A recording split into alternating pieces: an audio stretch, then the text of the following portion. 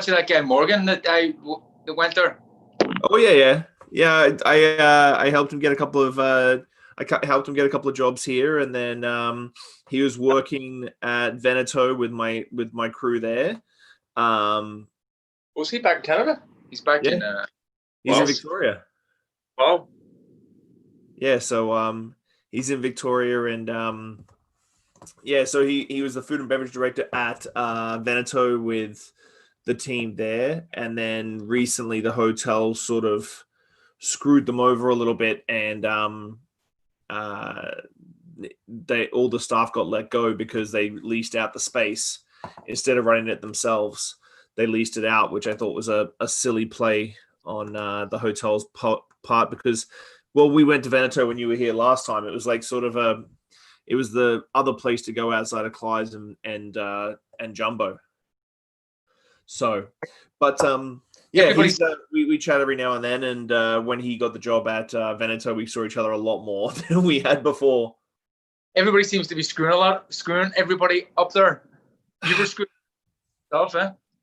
Yeah, it's just, it's a big reason I went back to Clive's this last little while. Like, I took back over Clive's and went back there. And actually, it was funny because I know that you and I think it was brunch one year at Tails. You were like, "Oh, why don't you go back to Clive's?" I think it was after everything happened with Jumbo and stuff. And I was like, it's just like going backwards. But then the guy who took over from me, he moved on, and so I had the opportunity to take it. So I was like, okay, well then in that case, I'll do that. So I've taken back over Clive's the last little while, and it had a lot to do with what's going on in the cocktail scene here in Victoria as well, because things have been changing pretty dramatically. And so I wanted to keep the culture sort of alive and a place where the kids can come and hang out and learn and that sort of thing. So, but this podcast isn't about me, and you guys aren't supposed to be interviewing me. So let's kick it off. And for everybody who's watching, let everybody know who you guys are. Shawn, you're the old guy, so you have to start. What do you want? Just Shawn Muldoon? I'm Shawn Muldoon from Belfast. Yeah. I'm Shawn Muldoon from Belfast, and I'm one of the partners in the Dead Rabbit in New York. I'm Shawn's business partner, so my name's Jack McGarry, and I'm also one of the business partners in New York. And as you can hear from my accent, I'm also very much from Belfast.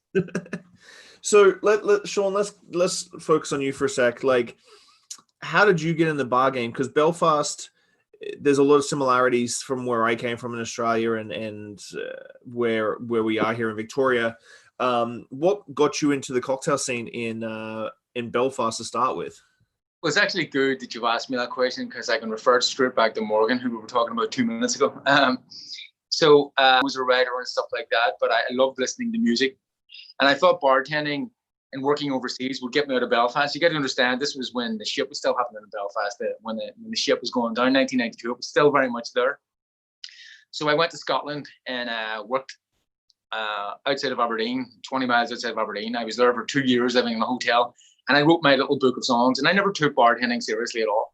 I mean, it was just a means to an end. I wanted to do music. And then I went back to Belfast.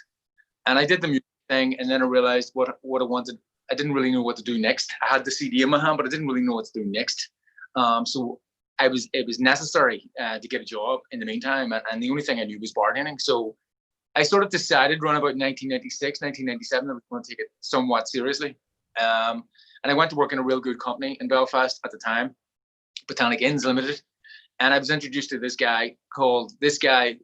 Where I went to work was a place called Madison's in Belfast. And it was a really, really cutting edge bar for its time in Belfast. I mean, it was something special. I'd never seen a bar like that in my life at that time. It was very, very continental, very like European, like French or Spanish or something like that, something you would see on the continent. And it was just stunning. And everything about it blew my mind when I went and visited it. And I got a job there, and there was this guy called James Montgomery, a Belfast bartender, and he was always talking about this guy, Morgan, that used to manage the bar and was now traveling South Africa and Australia, and he was picking grapes in vineyards and things like that. And somebody picking grapes in vineyards was like a pipe dream. Nobody had ever heard of it. And I couldn't believe this guy he was North American, he was Canadian. And I couldn't believe that this guy was like picking grapes with his girlfriend, backpacking around South Africa. It was just never heard of like that back then. And Morgan was coming back. And this guy James just did not shut up about this guy Morgan. And so Morgan was coming back because the company, Botanic Inns, was opening a new bar called The Fly. And it was a very cool cocktail bar for like 1998 in Belfast. It was unlike anything else. And Morgan was coming back to open it. So Morgan comes back, and I'm hearing non-stop about this guy Morgan from this guy James. And then I went and seen him one night in a bar. And I'm telling you now, back in Belfast in 1990, you didn't hear many American accents. And Morgan's was completely different, because he was American. He was a good-looking big guy, and he was always in the newspapers, and he was always talking about cocktails. And this is the thing that made it different. I knew for me to want to be good in the industry, you had to be like Morgan Watson. And Morgan became my sort of like thing to go for, thing to aim for. If you wanted to be good, you just had to be, you had to be something like Morgan, because he was different than everybody else. But the thing that made Morgan really good and really exciting was because he did cocktails. And he was very familiar with what was happening in the London bar scene. And he was giving me advice on what cocktails to drink. And I would definitely say, like 1998 to the year 2002, Morgan Watson was a big inspiration in the direction that I was going to take. And he did, like, if you're talking to Morgan now, he'll say he'll be humble about this and not get on like it was anything. But for somebody like me, I needed something like that in my life at that period of time. And Morgan was just there at the right time and sort of like give me a direction on a way to take. And so I'm very indebted to him back in those days for setting me on this course. But that's my story. That's how I get into cocktails. He talks to you. He talks about you the exact same way.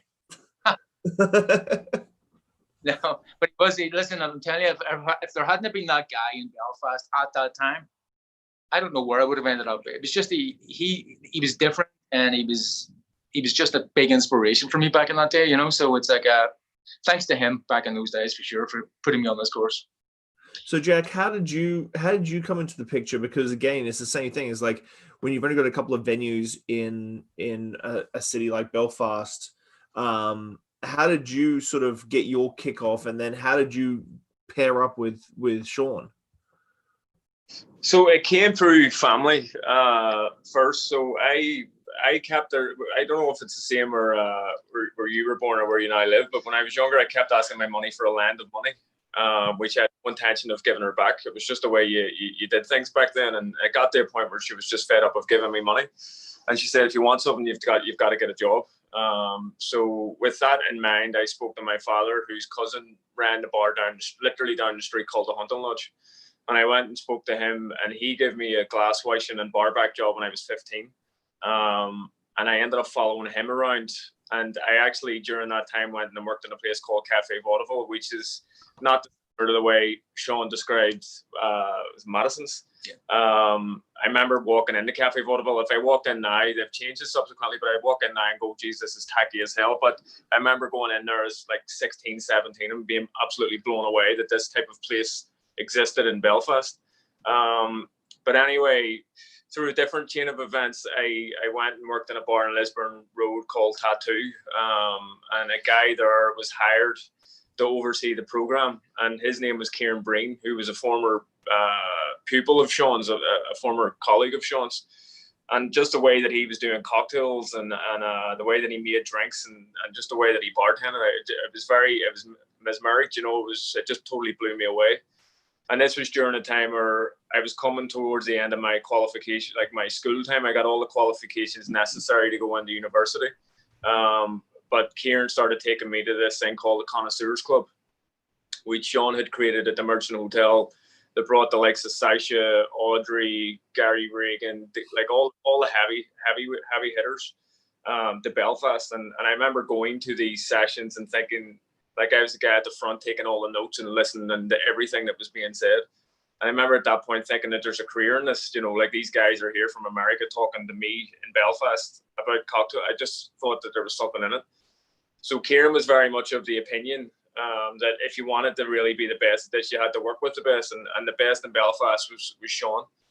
So I remember after one of those connoisseurs clubs, I went up to Shawn afterwards and said that I wanted to work with him. But that took quite some time because people in Belfast didn't leave the Merchant Hotel because it was one of the first bars that had service charge, it had tips, not dissimilar to the American model. So they were the highest wages you could get in the industry in Belfast. But it ended up being, I went to the apartment and actually worked underneath Morgan. And then the opportunity presented itself to go and work at the Merchant. And I still remember very vividly, the time where we had our first meeting at the Merchant at table one, and Shawn was talking about cocktails and ice, and he had two pieces of ice as metaphors for doing stuff really well. One was cloudy and not cut perfectly, and the other one was cut perfectly in a gin and tonic glass, and you could see straight through it.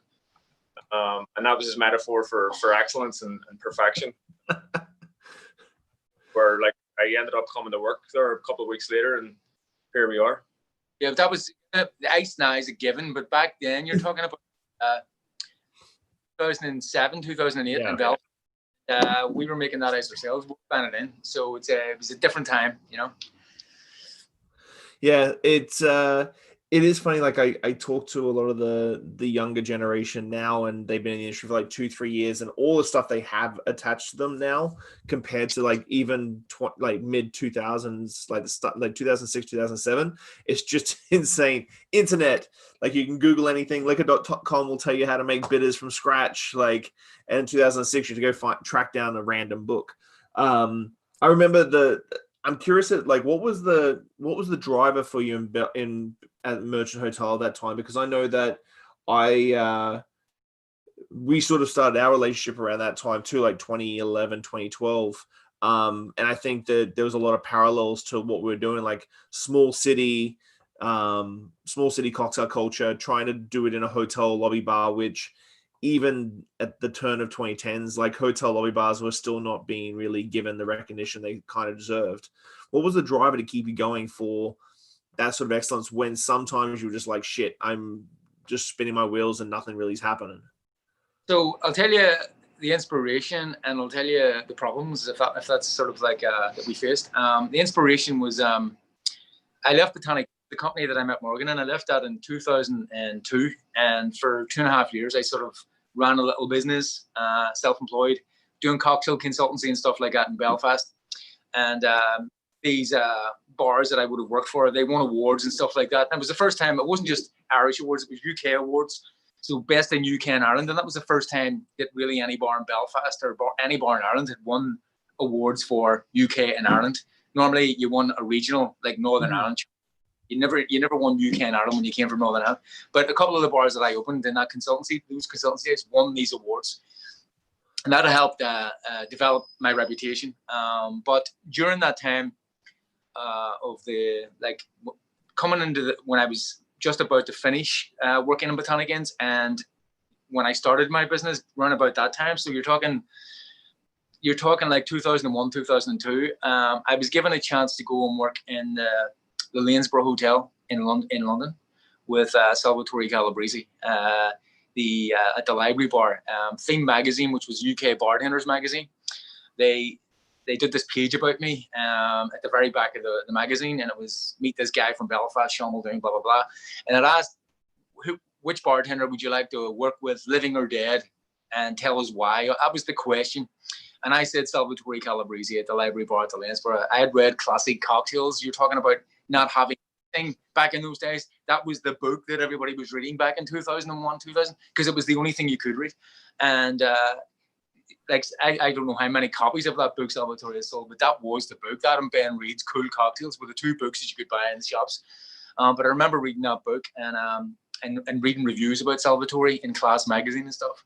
And I'd seen him doing demonstrations and stuff in London bar shows. And I'd been into the bar, a very humble, quiet person sitting at the table, just watching everything. But Salvatore blew my, so the hotel read about it, and he invited me to come over and stay there for 2 nights and work with him in his bar.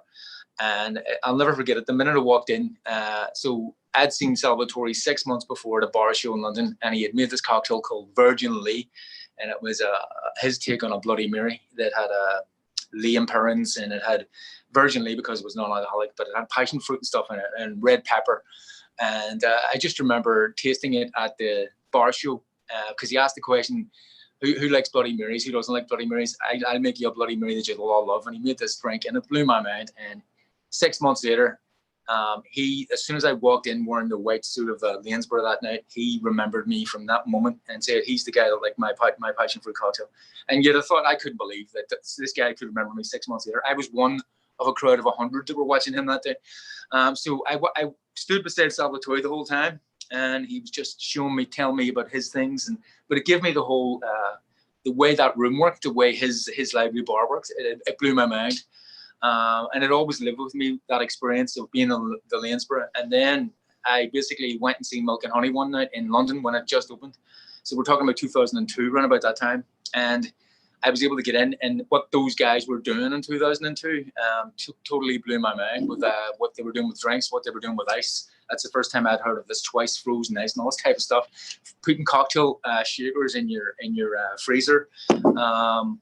Having minimalistic garnishes, all your drinks being from like the 1920s based on the Savoy cocktail book. It was just like what they were doing blew my mind, and I'd never seen anything like that. You got to understand, before that bar opened, everything in London was a variation of a classic. It was like a peach mojito, or it was like a raisin sazerac or something. There was no real innovation or whatever, but that bar, when it opened, they were making flips with egg yolk and sherry, nutmeg and a serving and a wee port glass, and I had never seen anything like this in my life. It totally blew my mind. So I went and I contacted Angus Winchester and said I wanted to work there, but I didn't really want to work there. I just wanted to go and see behind the scenes. So I went over. He got me like a trial for 2 nights or whatever, and I went over there off my own bat and literally just observed everything because I had seen something in that bar that was really, there was something about it that really blew my mind. So I came back and I knew those are the 2 bars I wanted to open. I was really impressed by was a hotel bar and a cocktail bar like Milk and Honey. So when the opportunity came for the Merchant in Belfast, 2006, Bill Woolsey, the owner, told me he wanted to open a bar that was going to compete with any bar in London. I immediately thought of those 2 bars. As soon as I seen the empty shell of the room, I thought about the Lanesborough bar, the library bar at the Lanesborough. But I also thought something different for 2006 would be to make it a cocktail bar in a hotel rather than a hotel cocktail bar, because all the hotel cocktail bars in 2006 in London were awful, and they were making crap drinks, except Salvatore's. All the other bars, they were not good bars, and I'm just being brutally honest. And until I would say that the Agos bar came along, the Connaught, there wasn't a good hotel bar in London. There was the Dorchester, and all these places. They were just old-fashioned bars. But I wanted to create something that was really contemporary, like a cocktail bar in a hotel. And it was based on those 2 bars. It was based on the library bar. I wanted it to look like a library bar, and I wanted it to have the heart and soul of the Milk and Honey. So that's definitely what we opened with, and that was the inspiration behind it, and it did really well. But the problems that I faced was until, in fact, just before Jack came along, we had this bartender called Sam Chircoles, and he was a really, really good bartender from Spain, but he left the day that Jack started. These 2 guys were just head and tails above everybody else. And I'm being brutally honest. I didn't have, as one guy said it, we had a Rolls Royce? What did Mark Rolls Royce car with a Mini Cooper engine. We were a Rolls Royce car with a Mini Cooper engine. Have the team. We didn't have the team to bring it to that level. I had the vision, and I had the contacts and stuff. I could bring people to the bar, but we didn't have the people behind the bar doing the damage, really, until Jack came along. So that's the way we worked. Was I was the guy with the man with the plan, but I needed a person like Jack behind the bar to do the damage, like, because without that behind the bar, it didn't work. You can bring all these people to your bar if they're going to get shit drinks, and they don't see an amazing bartender behind the bar, and they forget about it, So that's how it worked back in those days. So was that the baseline for the start of your guys' relationship? Was the knowing the strengths and weaknesses of each other and sort of playing into where the deficiencies were and play into where I can fill the holes?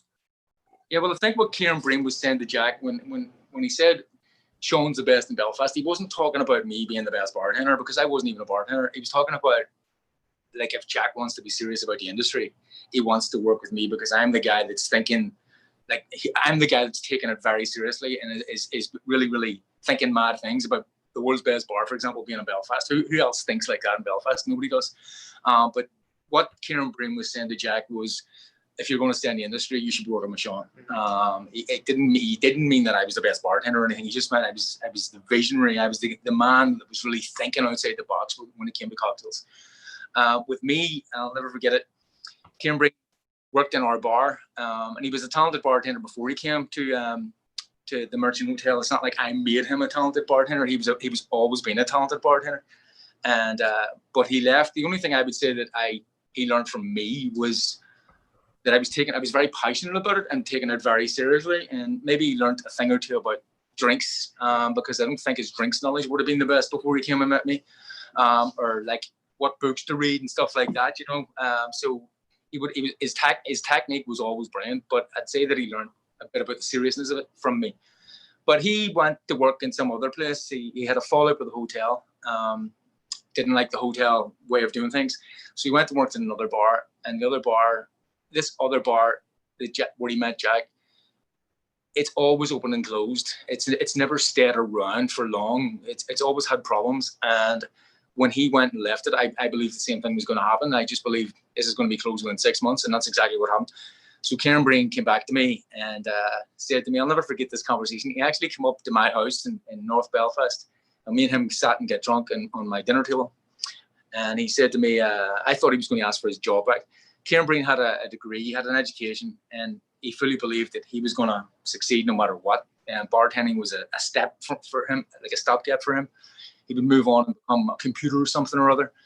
But he said to me, you might have heard me talking about this wee guy, Jack McGarry, and he said to me, this guy's really blown him away. This is Kieran Breen telling me. He's really blown me away. His enthusiasm and the way he works, his whole focus is unlike anything I've ever seen. And he says, Jack was in between that period where you've just done your higher education and you're going on to university the next year. And he was working in the bar, passing his time during the summer. And Kieran Breen said to me that he's going to go to university because if Kieran Breen's not around, there's nowhere really for Jack to go if he wants to take it seriously. And he said, I've told Jack exactly what he told you. I've told Jack that he needs to be working with you. And I said, Kieran, you know, it's very hard to get jobs in our bar. Nobody wants to leave it because it pays well and stuff like that for Belfast. And Kieran Breen said to me, the words he said was, if you can't bring this guy into your bar, we could potentially lose the best bartender this country has ever produced. That was the exact thing he said to me. And I said to him at the time, he's going to have to be prepared to wait. So Jack literally waited maybe for a year and a half. I don't know. Jack could tell you better, but he waited for a long time, a year definitely, on a position becoming available. So he bummed around different bars in Belfast and tried to learn as much as he could, just waiting on the time to come when he can come into the Merchant. But that's how that happened. And one of the things that happened as well back in those days, you're talking about the relationship. So Jack spent the first part of his life in North Belfast, where I'm from, and I can remember delivering like a newspaper to his father's house and seeing the kids running about inside the house, and he would have been one of the kids, you know. And but one thing I'll always remember is his father used to do a doorman in like a local club, a local Irish like GAA football club. And I always remembered his father, and I couldn't remember Jack being the kid but my friend, my best friend to this day, his mother lives 5 doors above Jack's grandmother, where Jack's father grew up. And we used to have this game called Cribby. We call it Cribby in Northern Ireland. In Southern Ireland, they call it Kirby, where you basically throw a ball, like a football, a soccer ball, from one side of the street to the other to hit the curb. And then it's this game. It's an urban ball game that they play in the streets of Belfast. But you always used to have to stop and wait on old people walking past, or a woman with a pram, or in this instance, Jack's father driving around with a little 1-year-old kid. Is he frozen? No. Oh, I thought you were frozen there. Jack would have been one on the back of the bike, and the father would have driven past every single day, and we would have stalled the ball and waited until he passed. And then my mate came up to me one night when he was in a bar, and he said to me, did Kieran Breen tell you that I want to come and work with you? And I said, yeah, but there's no jobs. This is the same conversation I'm telling you about. And so I went back to my friends. These are the people that live 5 doors above his grandmother. And they said to me, do you know who that is you're just talking to? And I says, no. And he says, Jack McGarry, and he says, but you know who he is? And I says, no. He says to me, do you remember the big Jack McGarry, the doorman, used to drive past in the bike with a kid in the back and used to play cribbage with our Shawn? You have to wait on him. He was the kid on the back of the bike, which is like when you think about it like that. And he's got pictures of him being the kid on the back of the bike, by the way. That's how long I've known him. I met him when he was 1, you know. So with that in mind, like you had huge success at the Merchant Hotel, and then what was the catalyst that made you sort of pair up and make a huge move? Because like I always ask, because when I talk to a lot of brand ambassador friends who really great brand ambassador jobs, like with certain brands for 10 years, and then they give it all up to go open their own bar, or Jesse Vita's another great example too, like moving all the way to freaking Singapore, you know. So what was the catalyst that made you leave something that was going so well in the Merchant Hotel and give it all up to go to New York and open up your own place? So I think I've been talking too much. I'll let Jack, but the one thing, things weren't going too well. Back in that. So myself and Jack, probably the way Alex and Simone would have been back in the artesian days was you get so confident in yourselves and so like I wouldn't say cocky because I hate to think the word cocky, but you get so confident in yourself that you think you're the bee's knees and the hotel doesn't matter. And I would say that Alex and Simone probably, when they won all those awards for the artesian, would have thought the exact same way. And when it came, so problems basically develop, and the hotel thinks, actually, we're bigger than you. You can go and do whatever you want to do. So we were falling out with the hotel. I can tell you now that when we won the world's best bar, the Merchant in Belfast, at Tales of the Cup 2010, I was on the stage and I was texting, like hands shaking like a leaf, texting the owners back in Belfast of the, and I got through them and said we won, we were the world's best bar. Not one of them replied, not one of them congratulated us, and I don't care who hears this. This is the reality of the situation. We were falling out with the hotel. The last thing in the world the hotel wanted was us to win that award. So that hotel to me, that award to me was like the icing on the cake. We actually had parts of our investment team at those awards, sitting at the table with me. Jack wasn't able to go; he was working in Belfast, but I was there with investors for Dead Rabbit because we'd already spoken about this. We'd already started the ball rolling on New York about 3 or 4 months before those awards. So to me, that award was on the cake. And I was gone within, like after winning that award, I was gone and over in America within 3 or 4 months after that. But listen, that was happening naturally. Things were happening in the hotel. The hotel didn't, I personally think if we would have stayed there, the hotel would have fired us. Yep. So it happened at the right time and with nothing to lose. As the investor said to us, the guy who like really was responsible for bringing us over, he said, the worst case scenario is you're going to go to New York 3 years. You get 3 years New York experience, come back to Belfast. You'll be a better person because you've got that experience. Best case scenario is that you do what you did in Belfast and you get so much more opportunity. And that's what sold it to us. That's what really made us think, because he basically said there's 2 different types. He said like when you win an award like that in Belfast, people don't believe it. People in Belfast don't even believe it.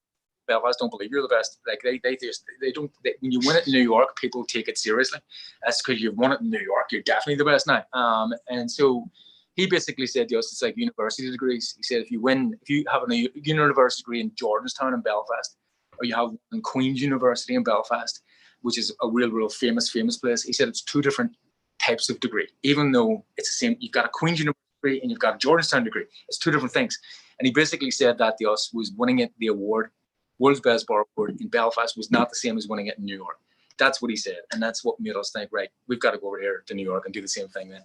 But to answer your question, we were falling out with the hotel naturally anyway. And it came at the right time. So was Jack always was the plan always to partner up and move to New York and take this?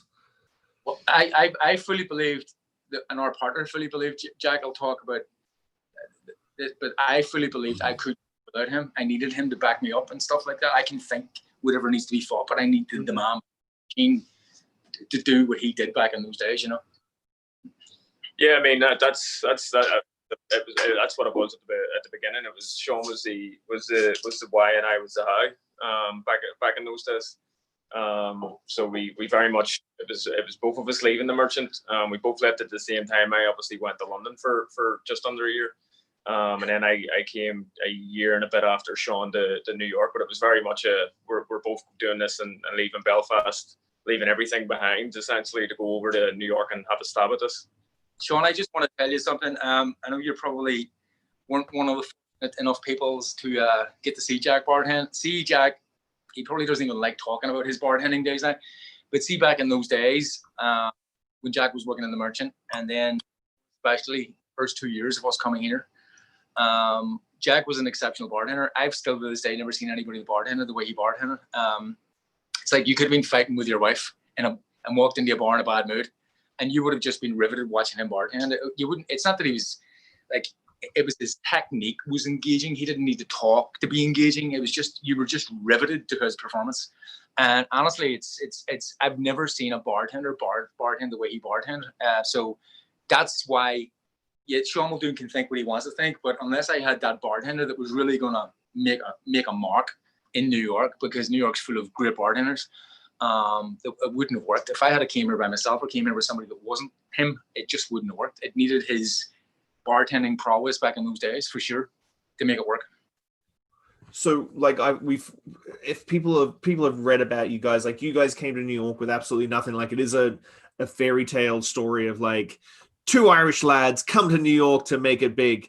But really, like you really did come to New York with pretty much nothing, and just with the possibility of this opening. And really, when you think about it, like there's been a lot of people who have opened up bars who were New York natives who have opened up bars and they haven't succeeded for a long time. And you came to New York and did something completely different to the merchant. Why was the Irish pub, obviously from your backgrounds in Belfast, but like why was the Irish pub the angle that you wanted to take with Dead Rabbit? Well, it's more to do with like when you think about what I told you the inspiration for the merchant was like the Lanesborough Hotel in London and Milk and Honey. It was those two bars and our version of those two bars. The Dead Rabbit was exactly the same. It was a merging of two bars. It was the Merchant Hotel. Sorry, not the Merchant. The Dead Rabbit was the merging of two bars. It was the Merchant Hotel where we worked.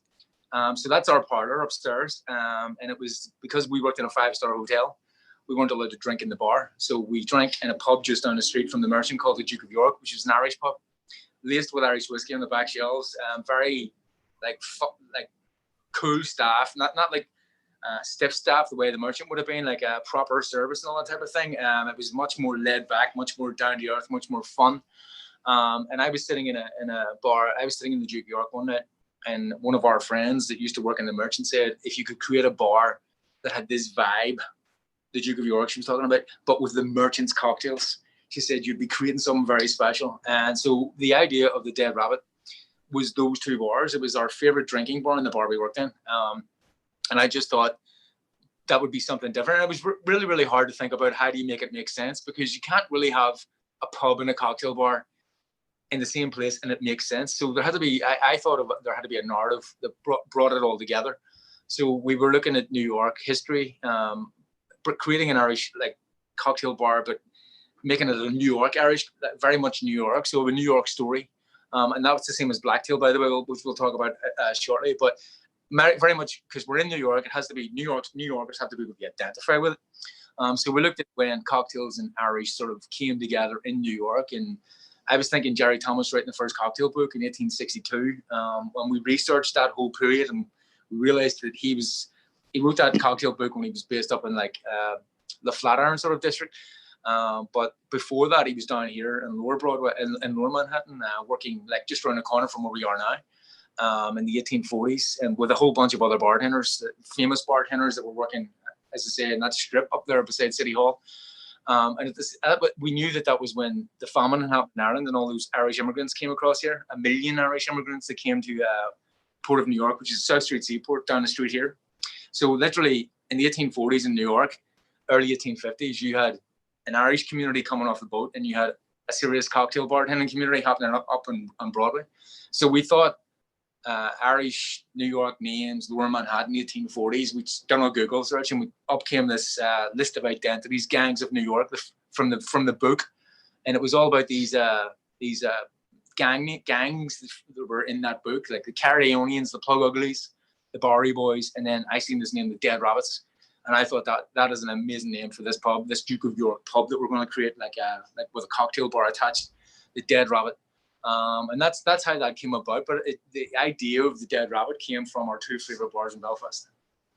Your level of commitment to research, and I've seen some photos on Facebook and social media of Jack's like notes and cocktail notes and just a pile of books and that sort of thing. Like your level of research, like you're not just taking a name. You could have easily just had the Dead Rabbit and that would have been it, and you could have done a paragraph elevator pitch on what it meant in the tie-in, like a lot of bars do these days with like certain cocktails and stuff.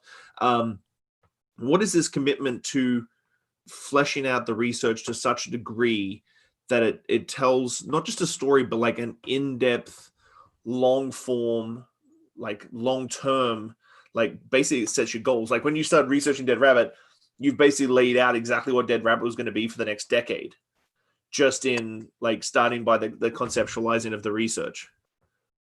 Well, I mean, I think it didn't start out. Started out very much, as Shawn said, as like the Duke of York and the Merchant Hotel. But when the thing that happens with I mean, as you know, with research, once you open those doors and walk through, there's about 10 other doors that pop up that you need to walk through as well. And it was the same, like John Morrissey became this mythical figure when we started looking into the story. When we came to America, we seen the state of Irish pubs in New York City and the fact that nobody was doing it right. We seen the way Irish whiskey was marginalized as a category. So when we started researching things, we came here and things just got fleshed out, and we had all this content. And then basically what happened then is we had to distill it into a narrative and a strategy that we could consistently execute. And that's the same with the Irish coffee, the Guinness, every single piece that we do here, even the same as our Irish breakfast. Every single element that we do here gets researched to a ridiculous degree.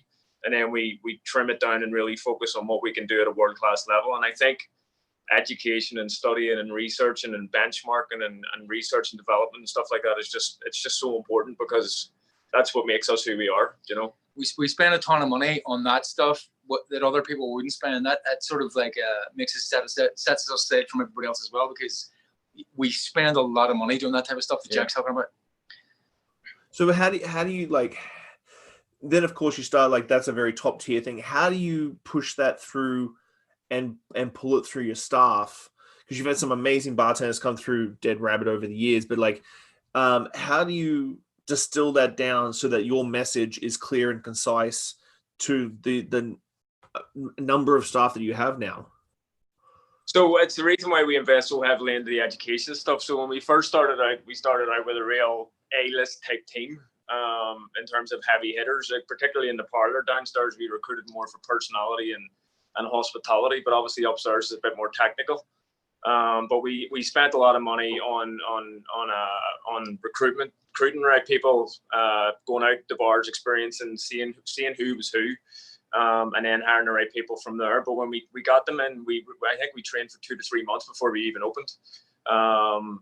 So there was a huge emphasis there, and then we actually opened. We seen that we had this big, massive Bible of notes, and like it was a manual. And essentially, our training structure at that point was: read this book. You'll get a couple of shifts behind the bar. You'll be shadowed. We'll make sure your technique's right. And that's just not the way people learn anymore. So we made a transition from that type of mega manual type training to it's broken down into monthly segments. So there's mandatory training every month. And then we spent, I probably will be over $100,000 at this point, to be honest with you, in terms of putting all the training on an online course and structuring out for 12 months from the day that you start right until the end of the first year. And now we're actually folding in another layer in terms of leadership. But we just invest heavily into, these are our beliefs. This is what you need to learn. We make sure that we meet every month to discuss that. We invest heavily into research and development, so the staff know what the expectations are, and we build in mechanisms that we can check in on that every day. You know, when we are open, when we were open. Sorry, myself and Shawn are in every day, trying the Irish coffee, trying the Guinness, trying the cocktails from different bartenders. Checking stopwatches and making sure that they're coming out on time. We're just so invested in making sure the customer gets a great experience, and the conduit to that is our staff. You know. I think that's a good segue into Blacktail.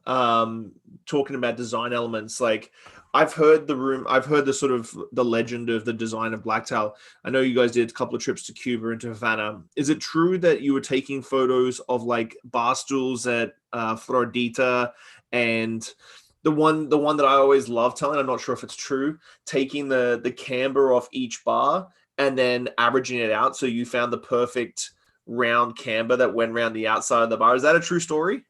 I knew you were psychos like that, but anything false about what you're saying is the bar stool was not modeled after the Floridita bar stool. It's modeled over 3 stools that are in Hemingway's home at the Finca Vigia, or whatever it's called, outside of Havana.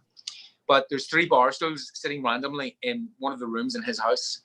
And I was talking to our guide at the time, Julio Cabrera, and I asked him about those stools. And he said that they were original stools from the Floridita back in when Hemingway was drinking there. Now, again, I'm not sure. They could have been from Sloppy Joe's. They could have been from somewhere, but they definitely look like they're bar stools from some bar. Yeah. Given them, and they're sitting randomly in his house still to this day. So I took photos of those, and we had our guy, our millworker design. Now, the ones that Hemingway had, and I'm just going to be honest, they were very sort of slim. The seated area was like very thin, and a lot of the people that would come to this bar, for example, they wouldn't be able to. They just wouldn't be big enough. So we had to get ours widened just to be like a fatter seat. Because we're just way too thin, and the last thing we want is people falling off. But they're modeled on those for sure. Yep. So Blacktail had huge success. The design looked beautiful, and it was the story. And again, it's another story of like the sea boats or the seaplanes going out of the New York harbor, flying to Cuba.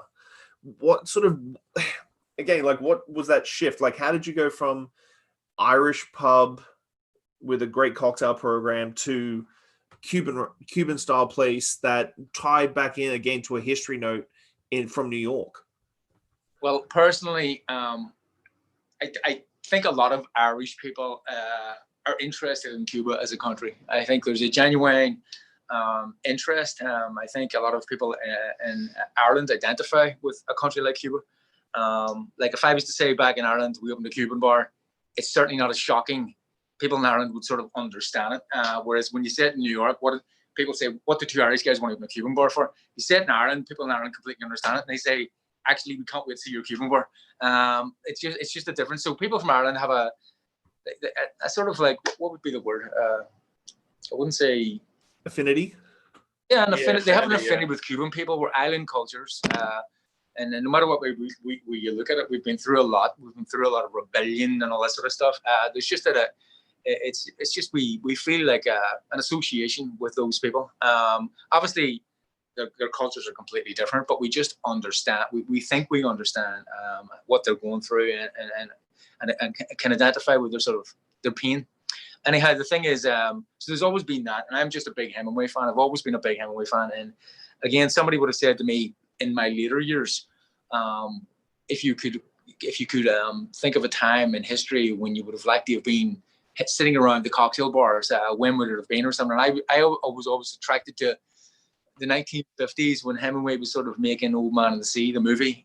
When he wasn't making, he was obviously he had sold the rights to it, but he was involved in it. And Spencer Tracy and people like that were sitting in the Floridita with Hemingway, and Hemingway's holding court, and Earl Flynn and everybody like that's in the bar, and you're just thinking that is the time to be sitting right in Hemingway's corner with Hemingway, with those guys, just letting him talk shit. That would have been, and Constante doing the serving the daiquiris. That would have been the perfect time. So there was always that.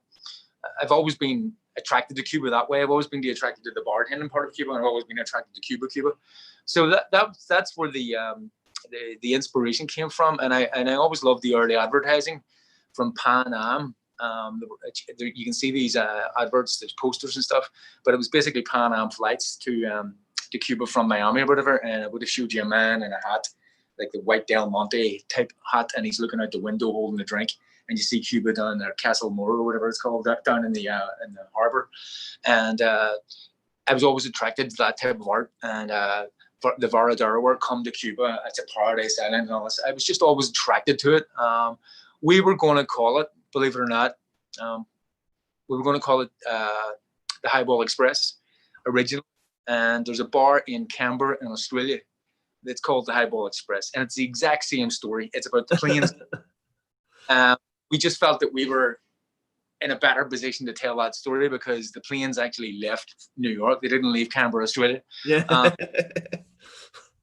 The river that we were based on, even though like the Hudson River, we were at the bottom of the Hudson River. The planes, the Air Marine airport where the seaplanes would have taken off was based up on like 80th Street or something like that.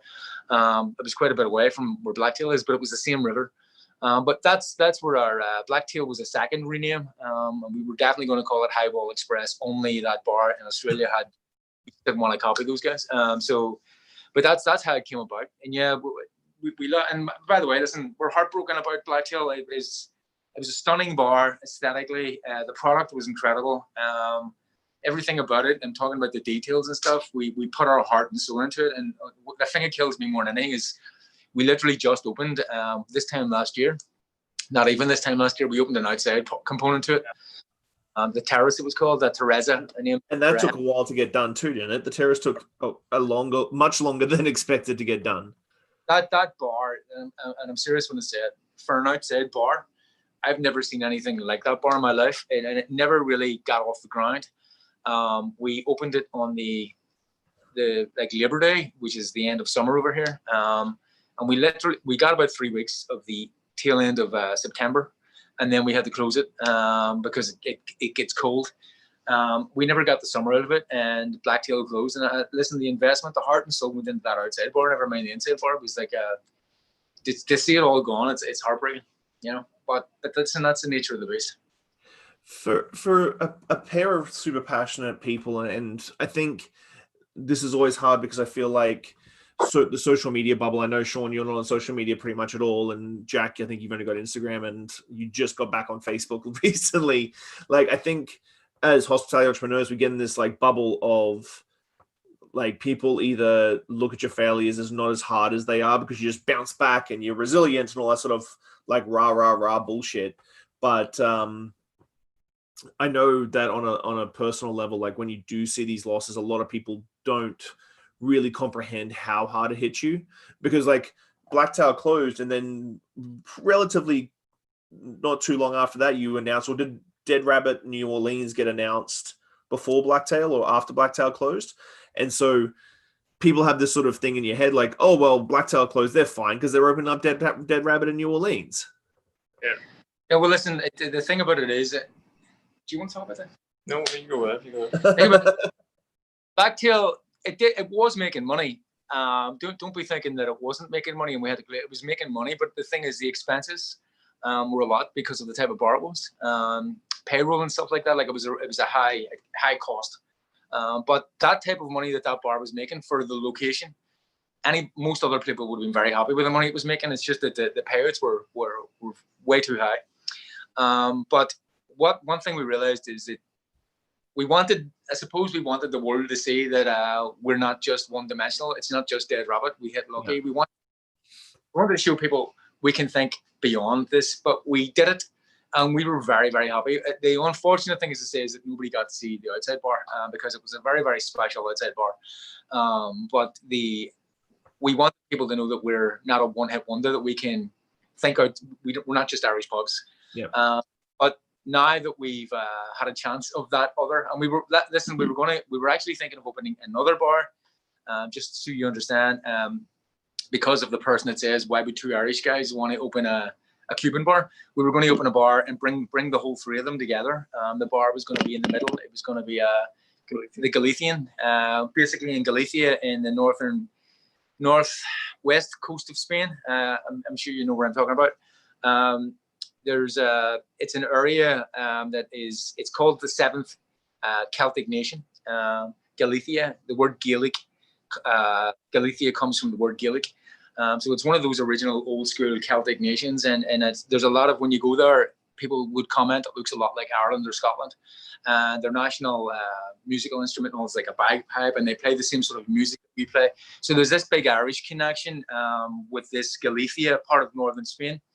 And when you look at Cuban history, Cuba's made up of different cultures. It's made up of African, it's made up of French, it's made up of Chinese, and it's made up of Spanish. So a lot of the people who came from Spanish, and I'm talking about when immigration back in the 1920s, back in the 1800s, whatever it was, the people who of Spanish origin, they came from Galicia, Asturias, and the Canary Islands. That's the bulk of where they came from. So when you look at like Galicia, the guy Sloppy Joe, they don't own Sloppy Joe's bar. He came from Galicia. Martin Sheen's father, he came from Galicia. Fidel Castro's parents came from Galicia. So there was this the Spanish connection, the Spanish-Cuban connection, and there was a Spanish-Irish connection. So we were going to open a bar just to show you, like, we were going to think outside the box again to bring it all together so that you've got the triangle of bars in this area. And we were far on in the thinking process of this bar. And then when Blacktail happened, we just said, right, there's no point in doing Galicia anymore. And let's just focus on what we do well, which is the Dead Rabbit.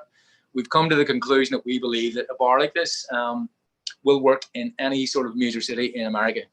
Because, and again, Jack, it goes back to what Jack said earlier, a lot of the Irish bars over here, it's all potty whackery. It's not real Irish pubs that we would see in Ireland. There's not, and saying that, there's some good Irish bars. I'm not saying that they're all bad, but most of them are not good.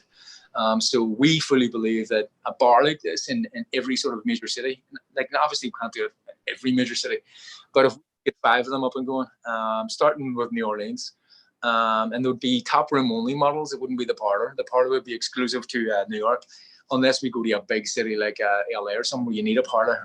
But that's LA is not on the horizon anytime soon. It's more eastern side of America. But it would be the top room only experience, because we fully believe in this as an Irish pub and as an offering to the United States, you know. So you're not really just ambassadors for the Dead Rabbit and yourself. Like, you've become sort of ambassadors for Ireland in the US completely. Like, your love of Irish whiskey. What have you done? You've done the book on Irish pubs when you did the road trip through Ireland and did all the Irish pubs you wanted to do, which I don't know how you find time, to be honest with you. Like, people ask me this all the time. Like, I don't know how you find time in like running Dead Rabbit and Blacktail in New York, but then doing how long did the road trip in Ireland take you? 4 weeks. It was two different sets of 2 weeks. Yeah. So it was 2 weeks and then another 2 weeks later on in the year. But still, like, you hit a lot of pubs. Yeah, we probably visited, and I was doing those sort of trips, by the way, long before we started that book. And that's how the book actually came about, because I was doing those trips and bumping into Tim Hurley, who was involved in the book, and we were always bumping into each other in pubs.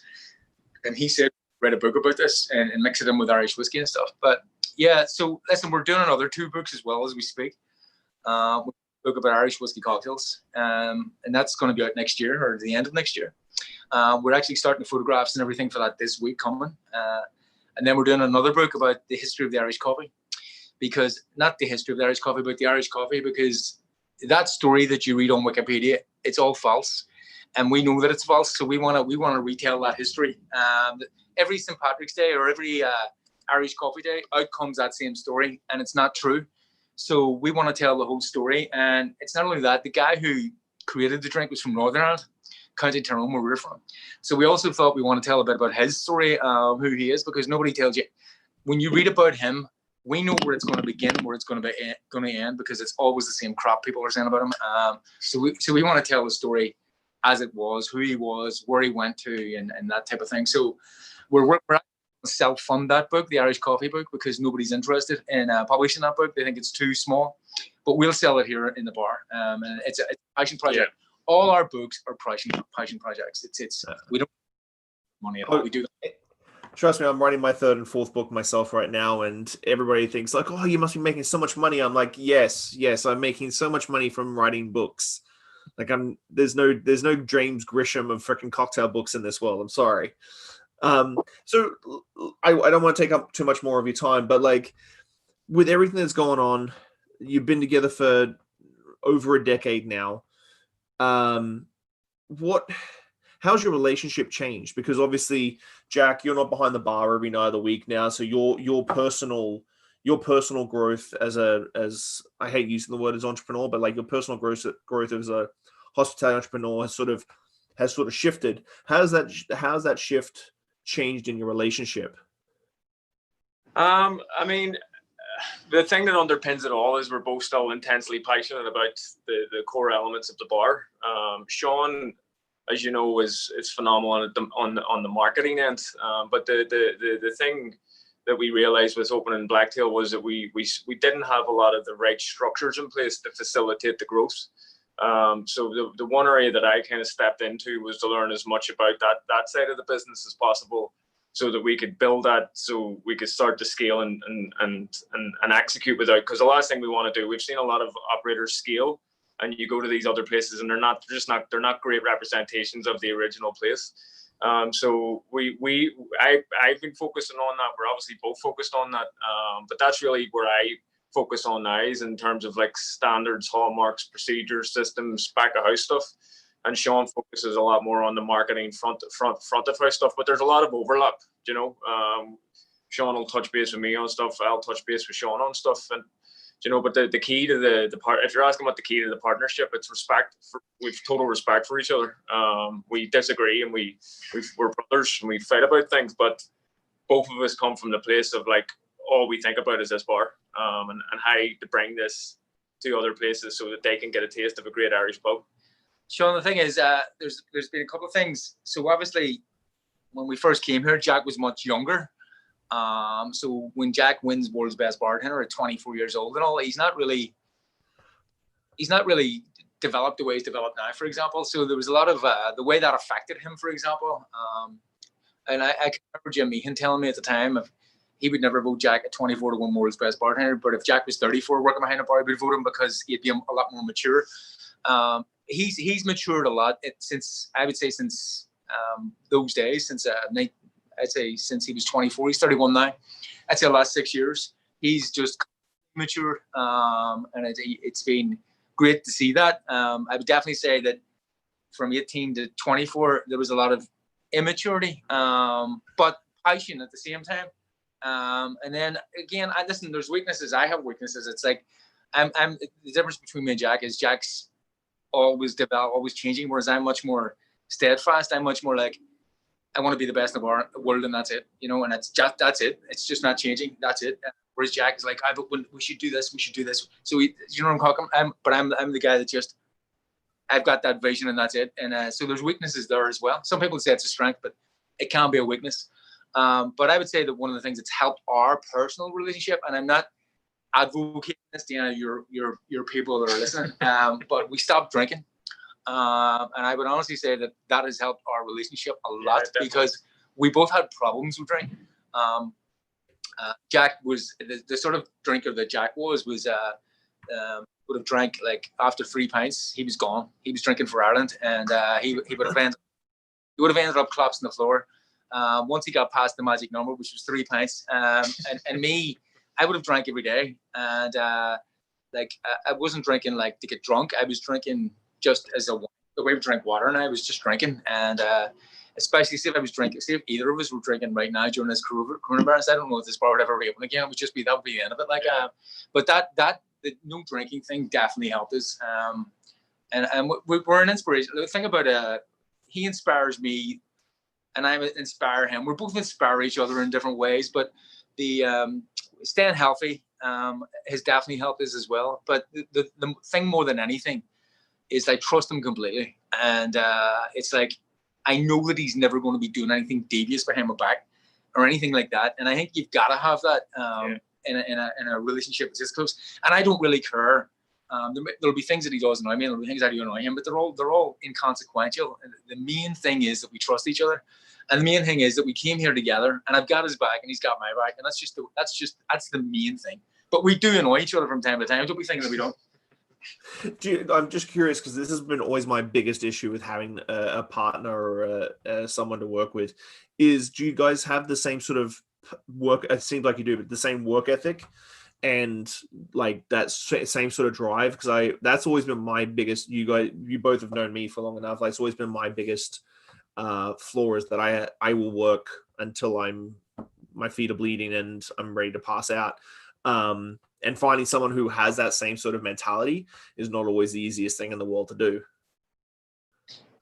Yeah, I mean, we both work. We both work a lot. I think the big thing that we've done is that we've learned to work smarter as opposed to working harder. Mm-hmm. You know, we've both got hobbies and we've both got distractions away from the bar that help enrich us for when we come back to the bar. You know, so we still work very hard, but we do not do. I just don't. After my breakdown, I just don't believe in working 100-hour weeks or 80-hour weeks. I used to use those as like racking up those type of hours were a representation of how great you are as a person and stuff like that. John, you got to understand what he's talking about here. There's a difference. He's talking about physical hours in the bar. Yeah. We're always working. Yeah. Like about management, he's working. Yeah. And when I'm doing stuff in the house, like graphic design stuff, I'm working. I'm not in the bar working, but I'm working, and it's like you're always switched on. Yeah. So I would say you're switched on 100 hours a week, yeah. but you're just not physically in the bar 100 hours a week. So I'm going to tie it off right now. What's the plan for the next 6 months apart from the obvious COVID issues that we're having right now? Dead Rabbit in New Orleans, is that still plugging along in build phase, or is that all shut down as well? Well, listen, it's important to give yourself these things to aim for, especially in these dark days. You need light at the end of the tunnel, and New Orleans is very much to us the light at the end of the tunnel. But it has to be put back. We own the building, and we've done all the demo and got all the permits, but we cannot even think about New Orleans until we've got New York back on track. Yeah. New York, getting this is the mothership, and getting this place back on track is the key, because nothing else works unless this works. You know. Yeah. Biggest focus for the next 6 months is getting to the other side of this. I think that's the same for everybody, to be honest with you. So finish writing your books, get through the end of this, and then that's the end of the year. And positive things to aim for. Like we're trying to say that this new model, we're going to have to change this bar around a bit for the COVID restrictions. But the way that we're changing it around is actually the model for New Orleans and all these other bars that we told you about. So this gives us a good chance to actually get used to this model, because this is the model we're going to be using in those other states. And so getting used to it, seeing it as a plus, and getting this bar back on track. Because man, this bar was a machine before we closed. We were the first quarter of this year. That was the best we've ever felt about this bar. Was that first 3 months just before we closed down. Everything about this bar was as good as it could be. Yeah. And we finally felt we've got there. Like, this is it. Like, you're always striving to be better and always striving to be from at point Z. We finally felt we've got there. Like, we've never been as happy with everything that was happening as we're in those 3 months before lockdown. I swear to God, the bar was performing unbelievably. The staff were the best staff we've had. It was just a perfect product, and it just closed. Well, I want to thank you guys for your time. You both have been a massive inspiration for me for a long time. I think the Merchant Hotel was always a massive inspiration for the stuff I did at Clive's, and that led to what I used to do at Clive's, and hopefully I can bring that back a little bit now, being back. But I want to thank you guys for your time. Thank you so much. It was really great to have a chat with you. It's great to speak to you too, mate. Thanks, guys. Well, I'll see you at a bar show or in New York soon. I look forward to that day. Don't know about soon. Thanks, guys. Have a good day. Bye. You too.